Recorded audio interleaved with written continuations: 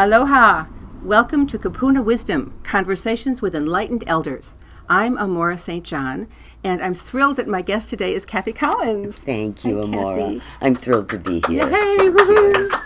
Ever since I moved here, everyone has said, have you met Kathy Collins? She is an icon. She loves radio. She loves everything you love. And so I'm so happy that you could make it today. Oh, it's my pleasure. Thank you, Amorah. I've been looking forward to this. Good. And I wanted our audience to know that Kathy is the co-founder of Mana'o Radio, Maui's own listener-supported commercial-free radio station, as well as an actress and an artist and an MC and a performance artist. People know you from many venues here on the island, Kathy. I'm very fortunate to be able to do what I love. I love what I do. What's your favorite thing of all the list of wonderful activities that you've been engaged in for so long? That's so hard to say. I just really enjoy... my passion is performing, I think, and making people laugh and making people feel good, and dancing. And dancing. And dancing, yeah. Well, people may know Kathy from this wonderful character that you have manifested named Tita. Tita is actually my alter ego. Yeah. My late husband used to say, "Oh, Tita's the real Kathy," and the Kathy Collins is just a character. She brings her forward. So how is Tita doing today in this Tita's rainy day on Maui? Tita loves the rain. Tita loves the rain. Oh yeah. Wow. Yeah. Let's hear from Tita. What does she feel about the weather here? Well, you gotta have the rain on Maui, because that's what keeps everything nice and green. Because I never water my lawn. No. So I'm very happy when the rain comes. And all the weeds can grow up, mow them down, looks perfect. Beautiful. Isn't that fun? You can do that without having to have a puppet or a dummy or a little a little gizmo. So dummy is debatable. Debatable. One of the things I love they said about you is that you had an active fantasy life as a child. That you were an only child? I was an only child. Yeah. And my father taught me to read when I was 2. My dad always said the love of reading and the love of music were the two gifts that were the greatest gifts that a parent could give a child, and also two gifts that could never be taken away from you, no matter what. Beautiful. And so, I spent a lot of time reading when I was young, and daydreaming and play acting. So I started writing little skits and things, and I performed for my parents because I had a wonderful idyllic childhood. And where was that? Right here on Maui. I was actually born in Chicago only because my dad was attending dental school there. And as soon as he graduated, he and my mom, both born and raised on Maui, they moved back. I was 2 at the time, and I lived here pretty much ever since. I've moved off Maui for short periods of time here and there, but Maui's home. Yeah, Chicago's my hometown too. Oh, I have always wanted to go back and spend at least a couple of weeks there and just explore the city, because the little tastes I've gotten of it, I love it. It's a great city. It's a great city, but go in the spring. Yes, and not in the hot summer, the cold winter. It's been so cold there this winter. Oh, I feel so sorry for my family, Oh, me too. My son lives in Battle Creek, Michigan. Oh, does he? And so whenever my mom and I would go and visit him, we'd try and get a couple days in Chicago at least. Yeah. So 2 years ago was the last time we were there. It was July. But everybody told us we had come at just the perfect time. It wasn't horribly hot. Good. The weather was beautiful. Good. Did you bring Tita with you? Usually, I know you took her. Oh, Tita goes everywhere I go. She can't get rid of her. Tita has performed at Lincoln Center, in New York, and in Yellowknife, Canada, which is way up in the Northwest Territories. It's just I forget how many hundreds of miles below the South Pole, but and it's amazing. People get Tita. Yeah, they do. They love Tita. Well, I love Kathy too, though. Oh, thank you. I try to ease up on the pigeon a little bit when performing for mainland audiences, and right now I just started a gig storytelling for guests out at the McKenna Resort. Really? And everybody asks me, "Oh, how do you do theater for tourists?" Yeah. And it's I liken it to going as a child on Maui, reading, Brer Rabbit and Brer Fox. Yeah, yeah. This was a dialect that I had no idea, but I could understand But everybody it. loves it, too. Yeah, and I could understand it, even though it certainly was not a language I was familiar with. It's the same with Pidgin, I find.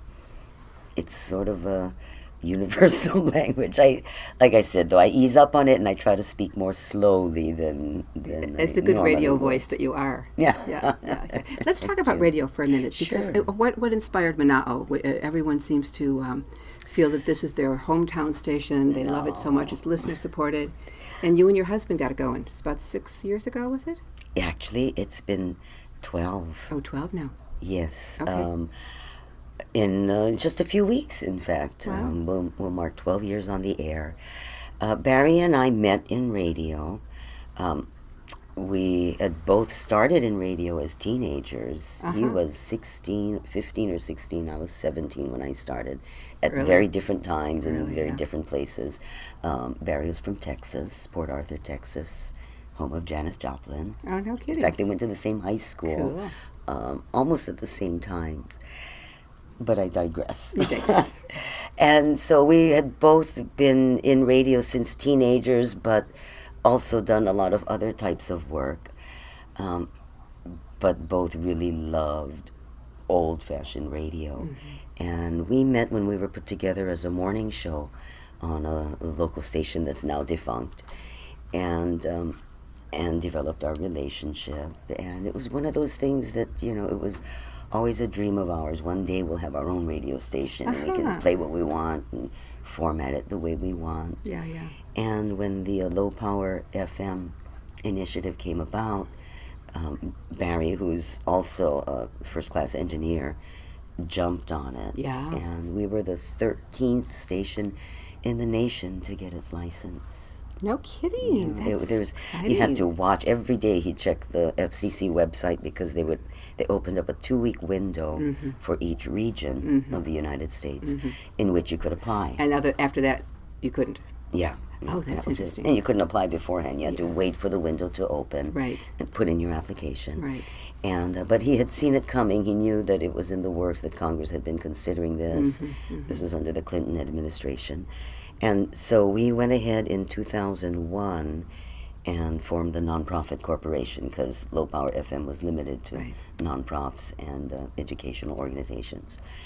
And Well, so we were ready when the window opened up. Cool. How did you go about deciding on your programming? What was your guidelines for that? We wanted to offer things that we wanted to offer programming that wasn't readily available elsewhere. It was funny, when I started in radio on Maui, there were 2 AM stations and 1 FM. And that was it. That was all, huh? Wow. Barry started coming over here as a visitor in the 60s and moved here in the early 80s and worked in radio. And then by then we'd gotten up to probably a dozen stations. And now, of course, there's too many to count. How many do you think? And yet, if I sat down, I could figure out. Yeah. But it's about 18, I think, Okay. isn't it? That's Anyway, sizable. And yet, there wasn't much in the way of programming. Right. Diversive you had programming. You have your. Well, we didn't even have a classic rock station at the time. They Uh-huh. had just taken that format off the air, and both of us at some point had worked for progressive FM stations, which was the closest to what we felt was good quality programming. Of course, we'd both spent a lot of time in top 40 stations and other really rigidly formatted. So you're used to that. Yeah, and we both felt that, grown-ups, people should be able to, everything just seemed so compartmentalized, Right. And we both felt strongly that the sales angle of, just giving people this one type of diet was way off. We felt people would enjoy listening to all kinds of music as long as it's put together. Yeah. Well, so how would you describe your music format now? Extremely eclectic. Eclectic, yeah. Yeah. Yeah. we didn't want our station to sound like the typical college station or nonprofit where you have the reggae show for 3 hours and then you've got a jazz show and then you've got this and that. Mm-hmm. Our vision was that you could turn on the radio and hear anything played at any time of the day. You just didn't know. Yeah, yeah. And that included spoken word. Now, do you have talk on Mana'o? We don't have actual just talk shows. But there is some But talk. we encourage poetry, Yeah. humor, and so forth. We have a lot of interviews. Mm-hmm. But again, we don't have an interview show. Right, right. Barry called it ghettoizing. He says, I don't want ghettoized radio. You know, Uh-huh. it should all be unpredictable and Yeah. flowing Exciting and- all of the time. yeah. So when we first got on the air, and we thought it would just be the two of us, a couple of friends who have worked radio on Maui for a long time, and maybe a couple hundred listeners, our friends, but Uh-huh. and figured we'd put on some automation the rest of the time. But mainly it was because we wanted to do and present the kind of radio that we enjoyed doing. Exactly. And so, you know, I remember I'd put together sets with Gabby Pahinui and Jimi Hendrix and the Boston Pops Yeah, yeah. and a little bit George Carlin Fun. all together in one set, as long as it just kind of flowed. Mm-hmm. And I always tell people, if you turn on Mana'o and you don't like what you hear, just Wait a minute. yeah, It's kind of like the it'll weather be on Maui. different. Yeah, it'll be different next time. Yeah. Well, I'm a big fan of public radio, and and I love it because it's listener supported, and Yes. you're not relying on advertising dollars or corporate money, and the people it's a people supported format. So that's Yes. pretty much what you're doing now. Is It is. listeners send in donations, It's totally listener supported. and you have underwriters. And that, of course, includes businesses and business owners. Right, So we do right. have underwriters. We acknowledge all contributions. We've got people that have been sending in $10 a month for years. Really, Yeah. that is so great, Yeah. Kathy. Wow. Yes, it is. It's. Do you have a show yourself on the air now?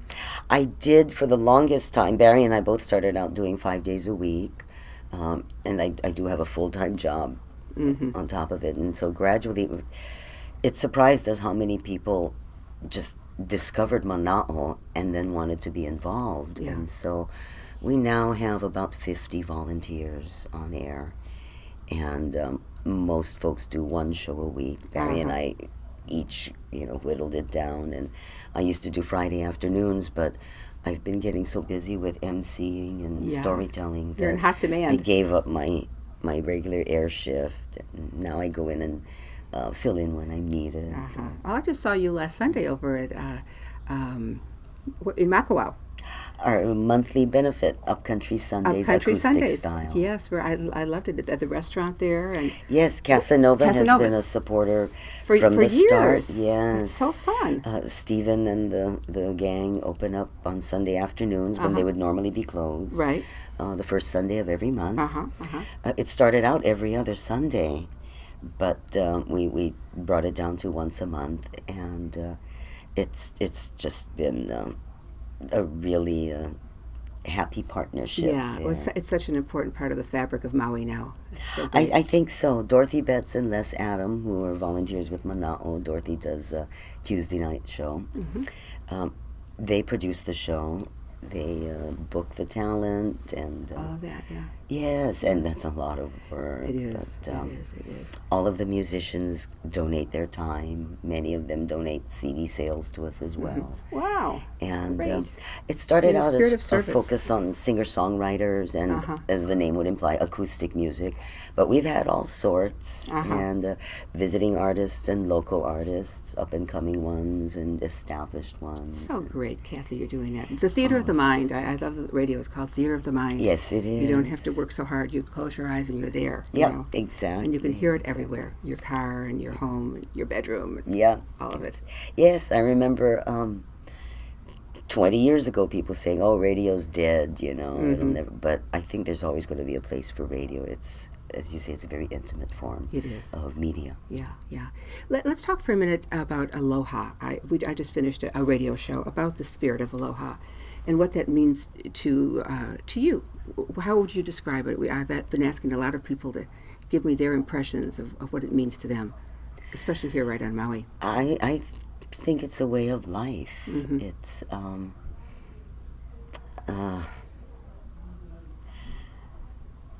I think that it's something that is prevalent all through Maui.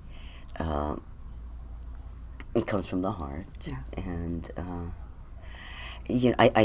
I host a Polynesian show on board the Pride of America every Sunday, and part of the whole routine in the speech is, ladies and gentlemen, before we exchange the customary greeting, I'd like to share a translation with you. Alo means to face one another, and ha is the breath of life. Yeah. And it's much more complex than that. But so when we say aloha, it's not just a greeting. We're sharing our essence. Exactly. It's the breath of life. Yeah. We're facing each other, and we're sharing this. It's my favorite word lately. It's just I can't get enough of it. I worked for the Fairmont when I moved here for a while, and they just tell you everywhere you go, so you say hello. You say aloha. Because the tourists love it, and it brings them right back into the culture. And so on. And so I was just thinking that Mark Ellman, who wrote Practicing Aloha, took it to the mainland and tried to get it published out there. And it was really difficult to get people on the mainland to feel to embrace aloha as if it could be theirs. It's so specific to Hawaii. Do you find that that's true? I think it has a lot to do with being an island culture.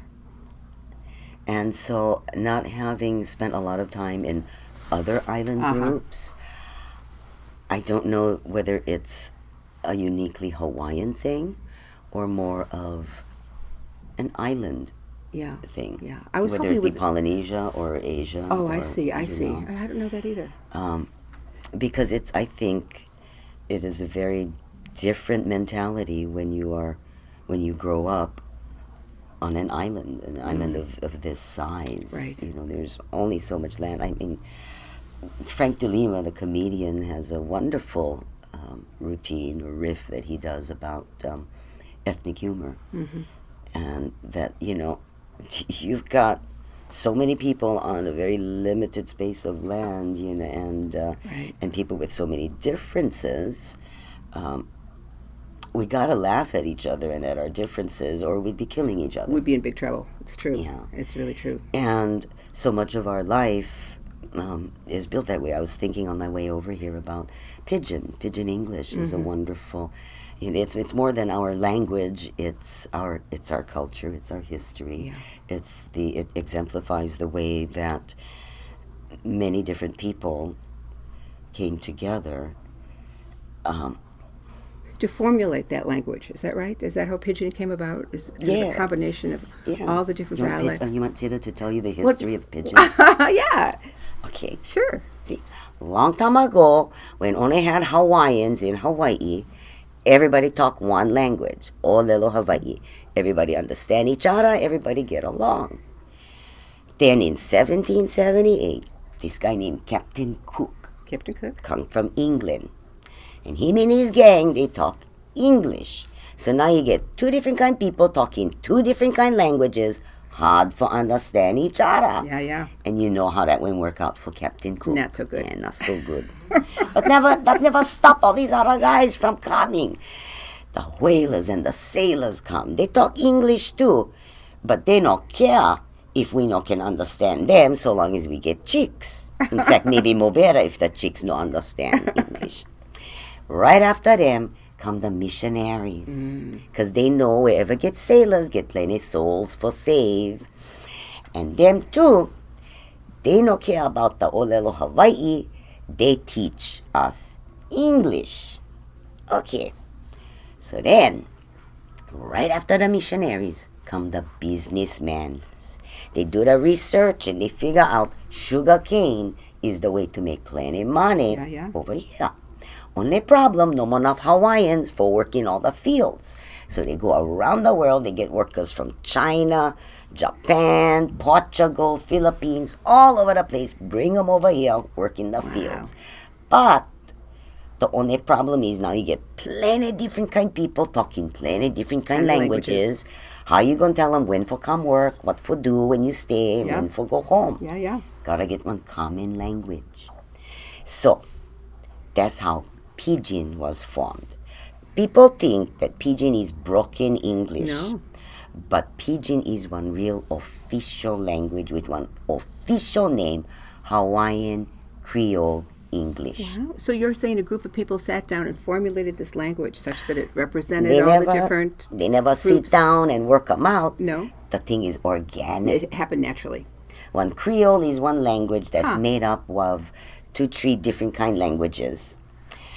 Gotta get rules, gotta get grammar, grammatical structure. That's the rules that tell you how to put together the words for say what you like say. Yeah. To be one Creole, you gotta have grammar. You gotta be spoken by at least couple generations. Gotta be the native language of one group of people. I got it. And so a lot of times, not just in Hawaii, other island groups, other remote places where plenty of people when congregate, Creole languages get formed. I see.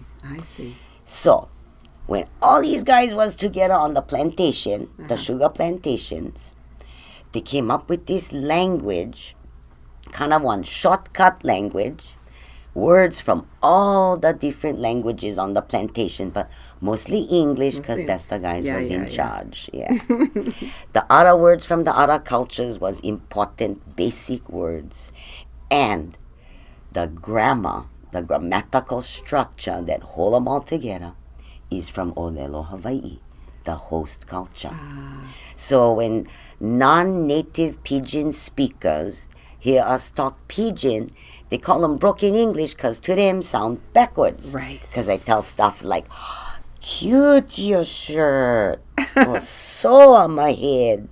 Sound backwards to them. Right. But in Olelo, Hawaii, that's the proper way That's for the put normal. together. Like when you listen to Hawaiian music and you hear words like vela kala, hot the sun.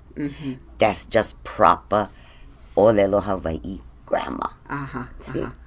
And so, I always tell people Pidgin English is like one spam musubi. You eat spam musubi yet? As our official food in Hawaii. No, I don't think I've ever tried it. Spam musubi, Pidgin English, same thing. Same thing.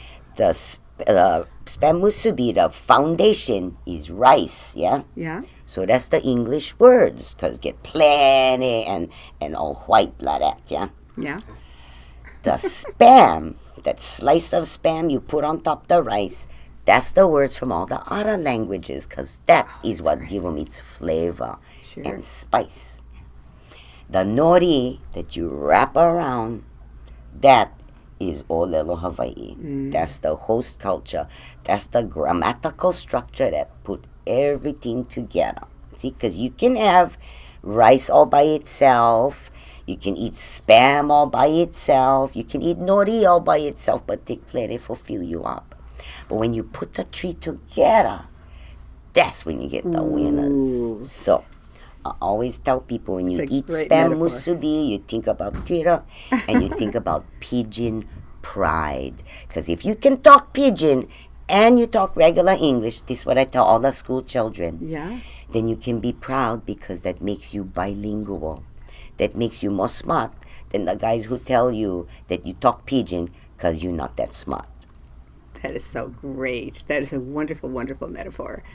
And now that Tit is with us, I would like to ask her if she has any words of wisdom for our audience today, something about what Maui has meant to Tita growing up here and what you might want to say to people tuning in about life here on Maui. I think the main message that Tita always get whenever she come and talk story is people talk about Tita out, yeah? And it has a negative connotation to a lot of people. But that's just because you don't understand where we're coming from. It's also from the passion and the love for our aina, our land, and for each other. So I always tell people the most important rule is you open your mind before you open your mouth. And then tira out.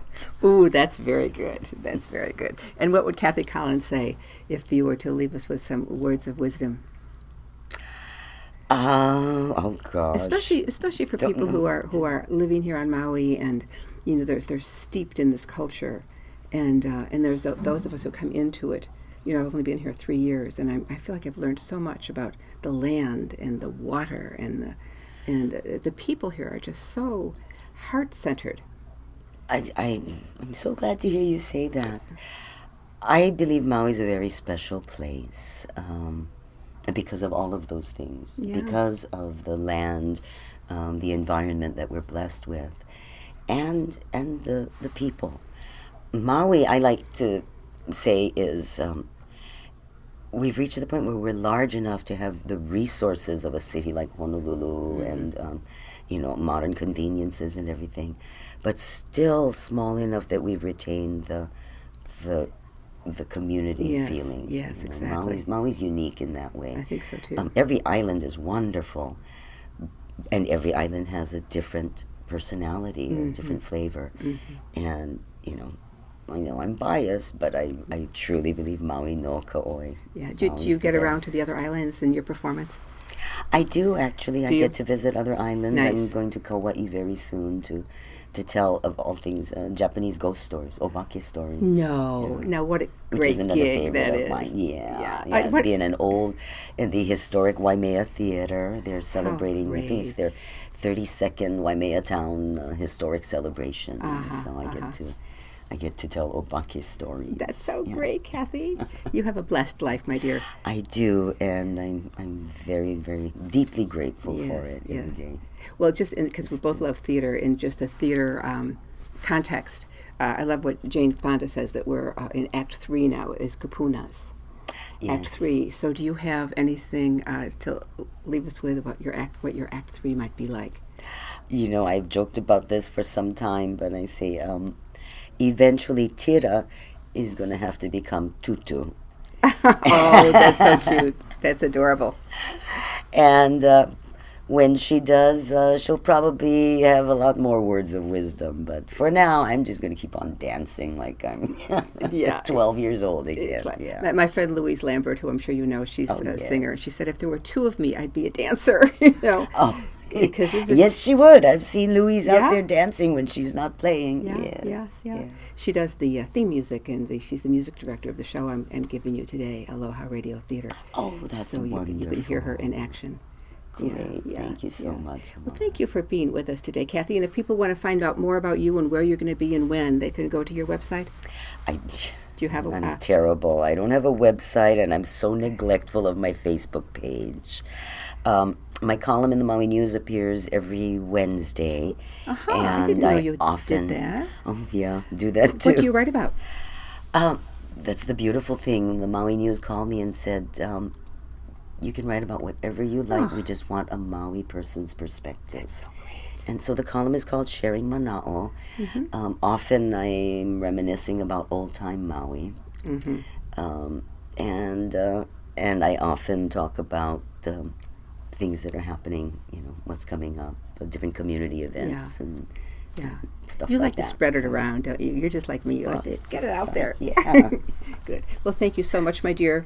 My pleasure. Thank you, Amorah. Thank you for having me. Wish you so quickly. Great Act 3. And the same to you. Yeah. Break a leg. Yeah. Aloha. You've been listening to Kupuna Wisdom, Conversations with Enlightened Elders. I'm Amorah St. John, and my guest today has been Kathy Collins. Aloha.